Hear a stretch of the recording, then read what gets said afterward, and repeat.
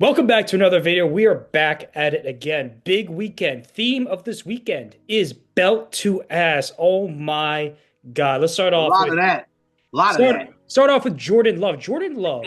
Colin Cowherd says he is established himself as an elite quarterback in the NFL, top 6 or 7 right now. Jay, do you agree or disagree with that statement? I mean, I think he's been good, but not like 100% great. He has had a really good year. He had a really good showing, obviously, yesterday. He outplayed Aaron Rodgers. That's always something to say, albeit a somewhat washed up Aaron Rodgers, but Aaron Rodgers nonetheless. 360 yards, 3 touchdowns, no interceptions. And he's been one of the more proficient quarterbacks this year.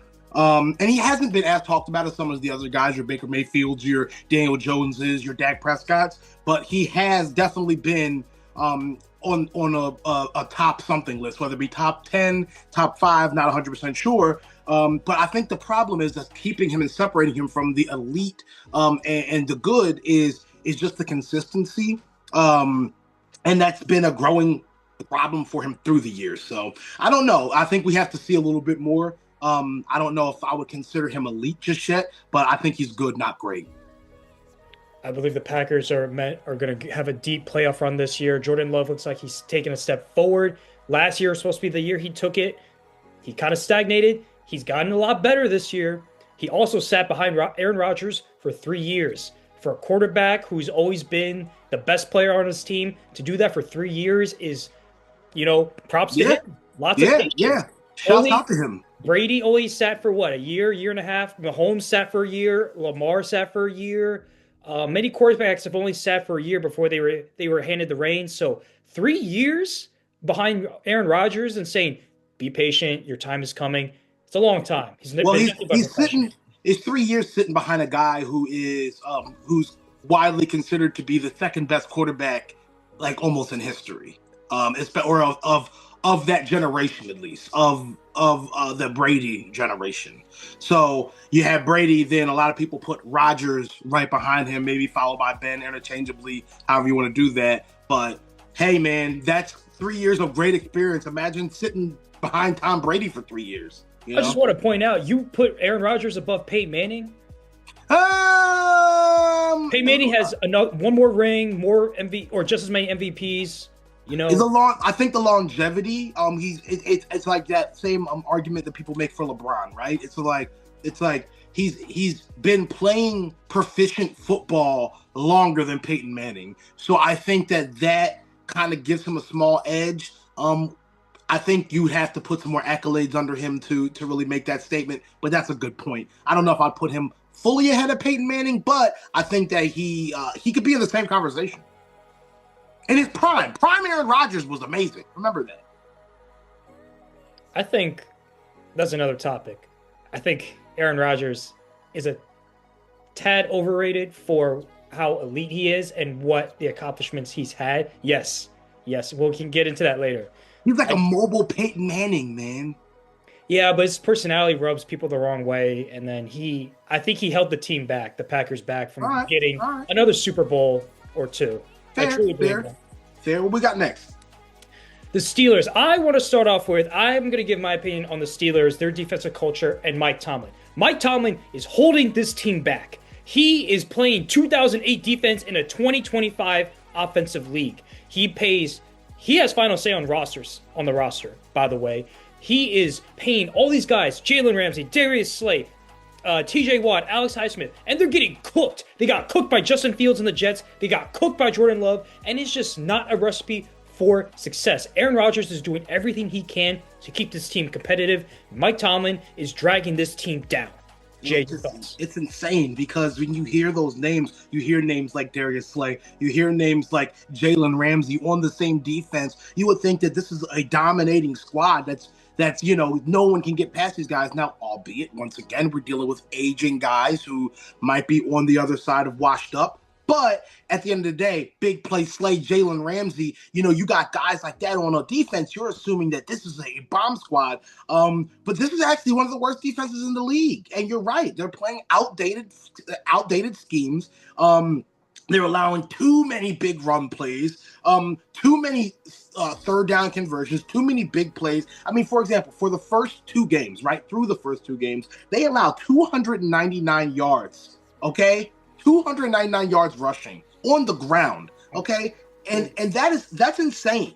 And then on top of that, they have no depth. So people are getting hurt, and there's no guy that could step up and at least play a fraction of how the starters are playing. So it's a big problem. I think the things to watch for are going to be Tomlin's ability to adapt schemes. Can he do that? Given who he's playing, he can't. He can't. I don't know. Is that we have to look at the run defense, and will that consistency improve? They're going to need a way better third down and big play prevention scheme, something. And then they're going to have to stay healthy and improve depth. Here's the thing. Mike Tomlin is not a schemer. He's a big motivator. Oh, rah, rah, rah. He's going to pull the best out of people, right? So, for instance, scheme-wise, it's you win your matchup. He's just going to say, win your matchup, and we're going to win the game. Well, it doesn't work like that anymore. No. You have to find creative ways to win football games like McVay, a Shanahan, and Andy Reid does. He puts T.J. Watt on the right tackle every time. Why doesn't he just move T.J. Watt to the left tackle or over the center or over the guard or just move him around the line of scrimmage and just have him come from the linebacker spot? I'm seeing Micah Parsons in Dallas and Green Bay line up in different spots and do different stunts. Mm-hmm. Very creative, and it works. And it's just like, you can't just win your matchup one-on-one every single time. That's like telling LeBron, hey, LeBron, go ahead and go one-on-one and score 100 points for us. No, it doesn't work like that, doesn't work that way. You've got to have some plays for your best players and put them in position to succeed. My thing is, Mike Tomlin can take a 4-win team and make them 9-8. He can take Mike Tomlin can also take a 13-win team and make them 9-8. He does that. That's what he does. He's a 9-8 coach. Yes. Even though he is a Hall of Famer, the Steelers have to move on from him. Yeah, I mean, prime Mike Tomlin. I mean, he is one of the. I mean, he is one of the coaches who, he was a staple of our generation mostly. But I mean, I think that it's one of those things where if you can't move with the punches and adjust, you're just gonna fall behind. And if you fall behind, like this league moves fast, and it's moving faster than it ever has. Mm-hmm. So, you got to move with it, or else it's gonna bite you in the ass. 100%. Moving on quickly, we'll just very briefly, the Jets got their first win of the season. Jets fans, hurrah, hurrah! You're going for the one pick. You're tanking, so it doesn't matter. Just whatever. Cam Skattebo, thoughts and prayers. When I saw that, it reminded me of Alex Smith, Joe Theismann, just a horrific injury. Gordon Hayward, Kevin Ware, like that was. You saw that on screen. I was like, no way. Yeah, I mean, and the saddest part was, when it happened, you saw the reaction. You saw Jackson Dart like screaming, bah, bah, and you could see that it was really bad, and it was so bad to the point where like they wouldn't even show it again. They wouldn't even show the replay of it. Like I had to go because I missed it. Like I missed it because it happened so fast. So I had to go like look it up on YouTube, like to see like, hey, like what actually happened here. And this man's ankle is literally over here and like sideways, it's bad, dude. Sideways. It's bad. A little. I think this is true. I think I saw from Adam Schefter, so I think this is true. Apparently, Big Dom took him pizza and cheesesteaks in the hospital. Yeah, reported by Bleacher Report. Yeah, gave him cheesesteaks and pizza. Yeah. Dub to Big Dom. Actually, he's playing chestnut checkers. He's trying to get Cam Skattebo bigger and not more lean. So when he comes back, he's a little bit out of shape. yeah. It's like let's fatten him up. You know what I'm saying? Make him more like a lineman than a running back. Yeah. No, and it sucks because obviously we rather not have to play against him, but we also don't want to see a man's ankle get snapped in half either. So just thoughts and prayers to him. I love the class shown by the Eagles crowd, just to clap it up, and everyone's concerned about him, even players on the other side. So you never want to see that, especially from a young, promising player who was really performing above what he has been expected to perform. So, absolutely, he was changing the culture with Jackson Dart, despite mid-ownership, despite bad GM, despite we can say bad coaching. Jackson Dart and Cam Skattebo was changing the culture within that team. That goes to show one or two players with the right mindset and the energy can change an entire culture, a team, a community. And that's what Cam was doing. And without, his right-hand man, Jackson Dart has to do it himself. Yeah. Yeah. And it's going to be, I mean, listen, you saw what happened to him, after Cam had to leave the game. So, I know we weren't going to talk too much Eagle stuff. We'll save that for tomorrow. But at the end of the day, that not having a player like that and the spirit, not only just the physical portion that he brings to the game, but the spirit he brings to his team, it's a heartbreak and a hurt piece for that organization. So shouts out to Cam, shouts out to the Giants. Sorry, Sia wouldn't want to be here, unfortunately. I just feel bad. Like, Giants fans have been going through it. Like, Neighbors went down, then your left tackle can't stay healthy, and then Cam, and then just a mess, man. Hopefully he'll be ready by next year. Hopefully next year he will come back. Hopefully he's even a fraction of the same. A lot of guys go through injuries like that. They're just not the same dude anymore, especially when you're a fucking running back, okay, and your ankle cracks in half.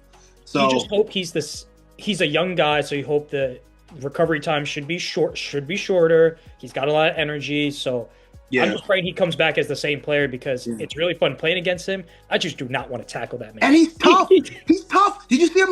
I mean, if that was me, if it was you or I, Z, and we played sports, you're currently an athlete. I'm an ex-athlete. Yeah. So, I'm cracking my ankle like that. I'm crying, my guy. I'm crying. I'm crying. Tears coming down. Tears. Like a grown man, I'm crying.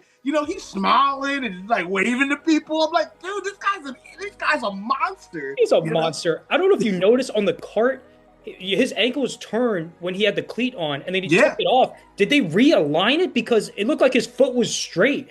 I think because they put it in the boot. I don't know exactly what they might have some kind of support to kind of keep it from. I don't know, man. Bro, like if it's like that, like obviously that requires major surgery. Like that's Yeah. All right, let's move on. I think we said what we need to say. Caleb Williams is looking like a mid quarterback, and that's me being generous. First of all, he's missing layups. He's missing the easy stuff.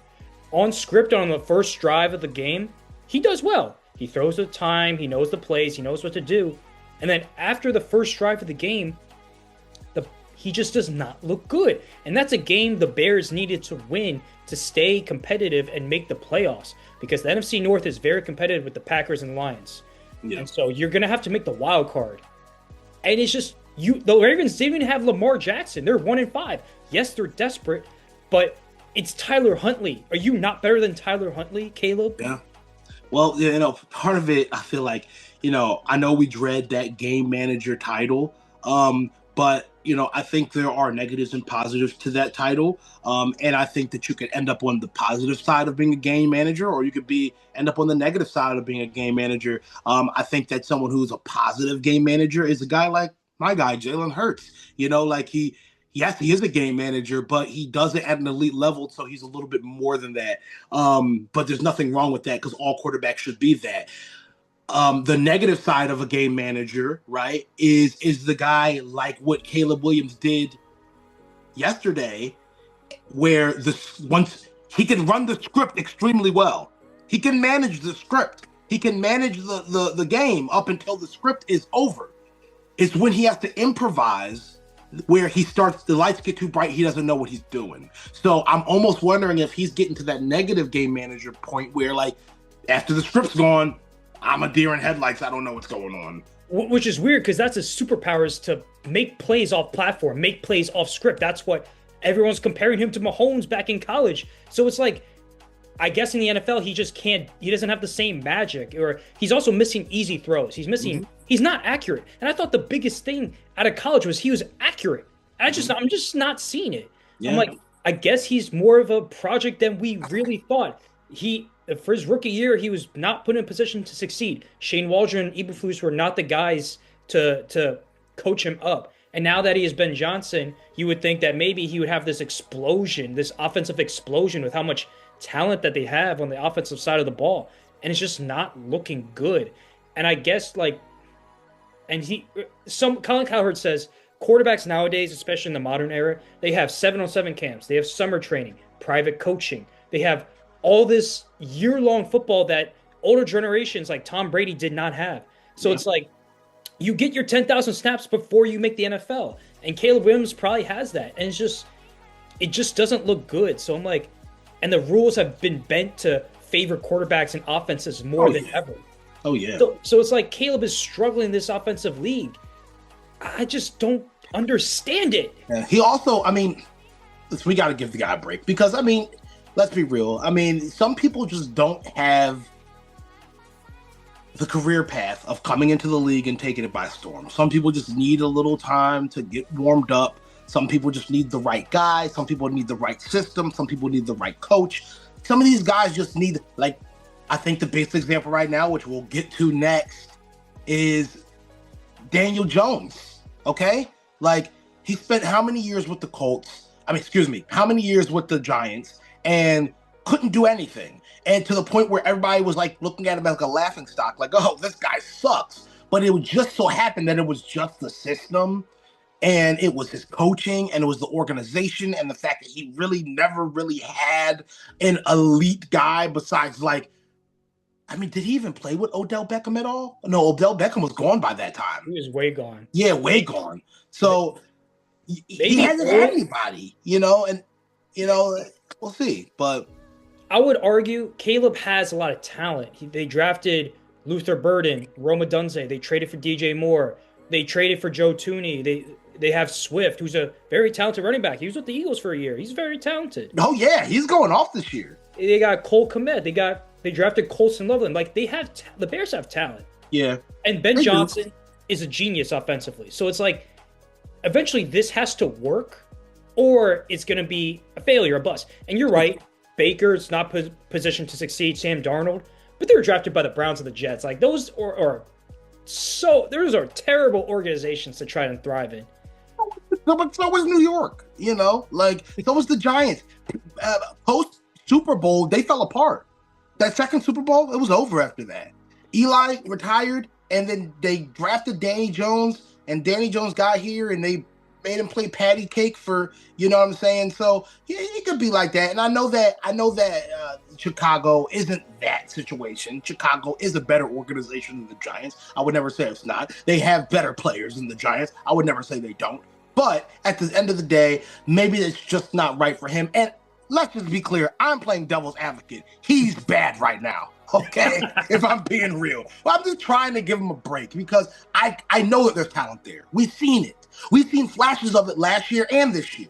But it's the consistency. That big C word, consistency, is what's killing a lot of people right now. Absolutely. Yeah. Okay. And I would say Daniel Jones was not Brian Dable's guy. Brian Dable drafted Jackson Dart. That's his guy. And then Joe Judge drafted Daniel Jones. And Joe Judge got fired quickly. Yeah. As he should have, because Joe Judge is awful. And then Brian Dable inherited Daniel Jones, was like, what do I do with this guy? Like, he's on a rookie contract. He was drafted 6th. Like, Brian Dable probably wanted to draft another quarterback, but I think Mara was like, no, this is my guy, so we're going to keep him. And then you extend him, you make the playoffs, then you extend him, and then Daniel Jones falters for 2 years after that. And I'm just like, how does this happen? Like, now he's balling out. Like, this is crazy. Yeah. And we'll have to, now I'm assuming now we can segue that into talking about the Colts. I know you want to talk about the Colts being number 1 seed. Number 1 seed. Yeah. Interesting. Are they Do you buy the Colts? Do you buy them? I was gonna ask you that. I can answer it. I know you don't believe in them. No, and the reason, and I'm gonna give you honest to God reason right now. Do I think the Colts are Super Bowl contenders? Hell no. I don't care. I don't care about 7-1. Let's just go down the records. Okay. First game, Dolphins, trash them. They're horrible. We beat the Dolphins. Second game, Broncos, they won by a point. Third game, Titans, trash. Fourth game was a loss to the Rams, the first and actually only legitimate team they played. The next game, the Raiders, trash. The next game, the Cardinals, trash. The next game, the Chargers, overrated. And the last game, yesterday, the Titans again, trash. When have they ever played a good team? When? They played the Rams and lost. They did play the Chargers, but let's once again say I think the Chargers are a bit overrated. I would say they're losing their left. They don't have their left tackle. I think they're properly rated, the Chargers. The Chargers, I know some people put them up there and they have a good record, but like, I don't. What's the record? I don't know. What's the record? It's 5-3. They're 5-3. They have a pretty good record. Okay, they're over 500. They look like a playoff team right now. But I think that they're that team that goes finally to the playoffs and does nothing. Jay, you have a fair point. It's the strength of schedule, right? They were the second or third place in their division last year, so they played a third or second place schedule. So they're not playing good teams. They played the Rams, they lost. You wouldn't consider the Broncos a good team? No. I didn't say that. I do consider the Broncos a good team, but they only won by a point. You know what I'm saying? Like, so it's not like they went and like blew the Broncos out or even won by a touchdown. They won by a point. I don't remember how that game ended. I feel like wasn't that like a blocked field goal or something like that? Maybe not. It was something crazy. I think it was some. Yeah. It was the week of blocked field goals. It was probably, and it's some hijinks. Okay, so it looks like so far they faced the Broncos, the Chargers, and the Rams. They beat the Broncos by a point. They beat the Chargers, I think, by like 10 or something, and then they lost to the Rams. I don't buy them. I think Daniel Jones has looked great. I think that Jonathan Taylor's been great. But once again, he's not facing the Broncos. That's the top defense. Well, what other top defenses has they played? They haven't played any defenses, you know? I'll say I like their roster, especially on the offensive side. You know, Jonathan Taylor is definitely a top 5 running back in my opinion. Pittman, Pierce, Downs are decent receivers. Tyler Warren is fucking amazing. I love Tyler Warren. Listen. I have 2 college teams. I'm a Colorado guy, number 1, and I'm a Penn State guy too because I'm here in Philly. Big on Tyler Warren. Love him. Don't get me wrong. Tyler Warren's a baller. He's a big Washington fan, so I was hoping he dropped there, but there's probably no chance he's going to go to Washington. Maybe one day. Never say never. I never thought Saquon Barkley would be an Eagle. I never say never. Malik Neighbors and Brian Thomas Jr. and Tyler Warren to the Commanders. Manifesting that. Hey, man, we're actually linked to Brian Thomas Jr. for some weird reason. He's linked to every team. That's kind of crazy. I'm surprised they were like listening to calls. Like, he was an All-Pro last year. He was really good. Before we hop off that, I just want to say the Colts, good O-line, defense is playing well. I do love Shane Steichen. I think Shane Steichen's a really smart. Well, I love Shane Steichen too. Okay, definitely wish we had him still. You wish he was your head coach. Yeah, I mean, even yesterday with everything yesterday and how great it looked. I mean, I stood Kevin Patullo should. I said this. I was like, why don't you just? Shane Steichen was going to get a head coaching job. Why, even after the Super Bowl, you fire Sirianni and like, hey, see ya, because it was Steichen's offense. You just promote Steichen and you keep that offense. I know you can't because you just got to the Super Bowl, but it's like you can't do that. You know how bad they'd look at us. Listen, it's the Eagles. You fired Peterson after 2 years. Well, wait a minute. That was different because he had beef with the front, and he wanted more power, and they didn't want to give it to him. How did want to give it to him? They wanted someone to be a yes man, and Dougie P was not going to do that. Oh, you agree with me? That Sirianni's a yes man. No. He's not that he's a yes man, but yeah, I forget it. Just forget it. Yeah, I'm not going to explain myself to you, damn it. I got it. You got me. Touche, dude. I got you. Touche. It's okay. Wait. Oh wait. Who was it? Oh, let's talk about this. I didn't bring this up, but I want to talk about this really, really quick. Mm-hmm. Sean McDermott. Do you think the Bills are Super Bowl contenders right now with Sean McDermott as their head coach? I don't like Sean McDermott as a head coach anyway.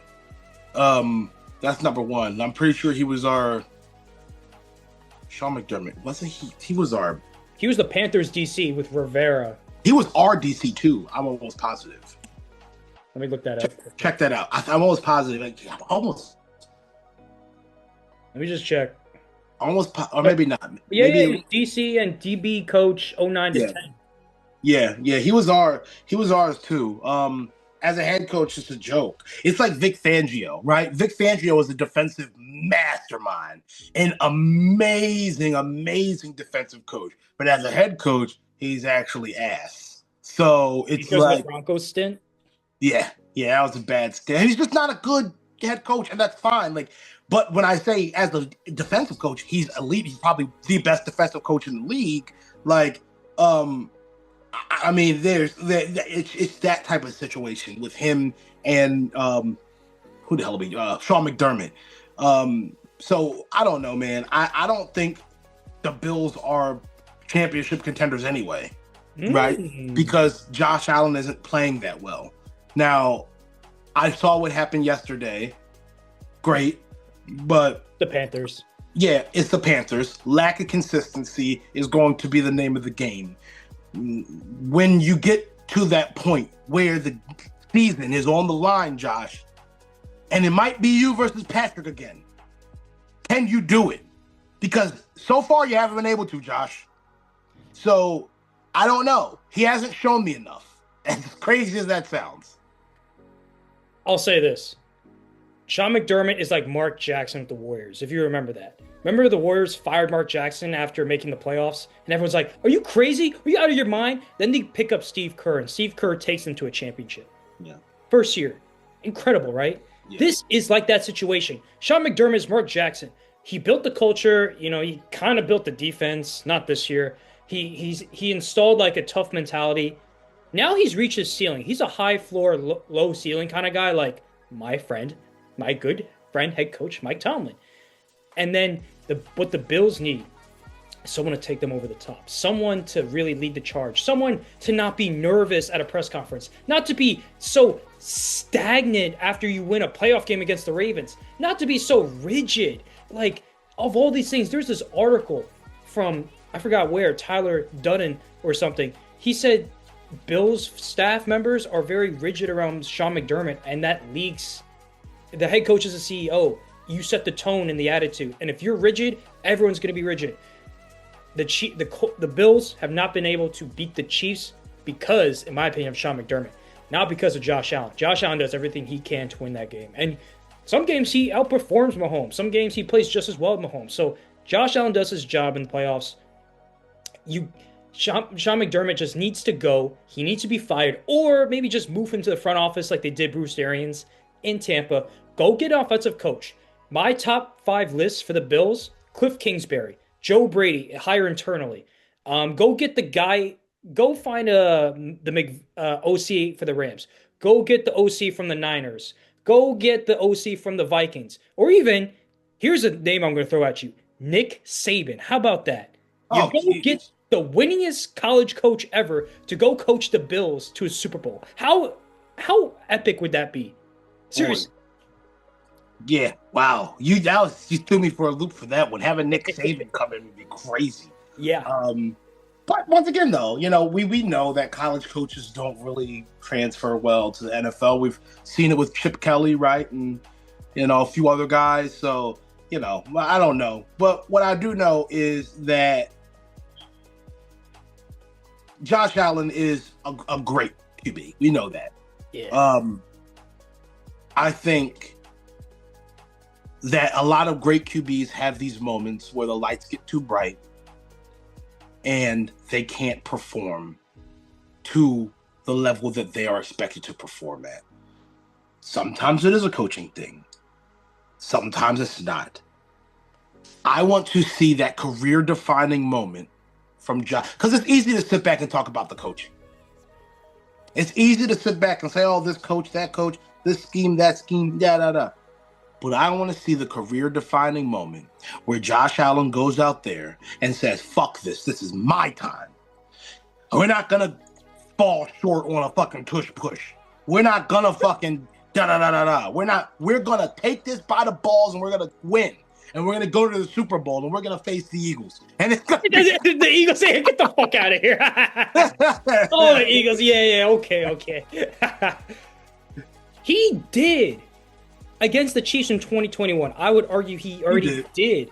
He did. But the defense collapsed and allowed a field goal in 13 seconds. Yeah. In 2 plays. How does that happen? Yeah, you're right. You're right. It's not all. I was not. I like to play devil's advocate. You don't know. I think I'm jealous. I'm pissed off and jealous because for some reason Josh Allen is in the conversations to be the MVP right now. Mm-hmm. Why isn't Jalen Hurts? Why? Oh, He literally has been playing. He literally has better stats than him, and I thought that's what it was about. okay. I see where you're coming from. And as You know an what I Eagles mean? fan, I can not sympathize, but I get what you're saying. Thank you guys for watching. Thank you so much. Like, comment, subscribe. I'm Zishaw. That is Jay. Let us know what we should cover next in the comments down below. All right, guys.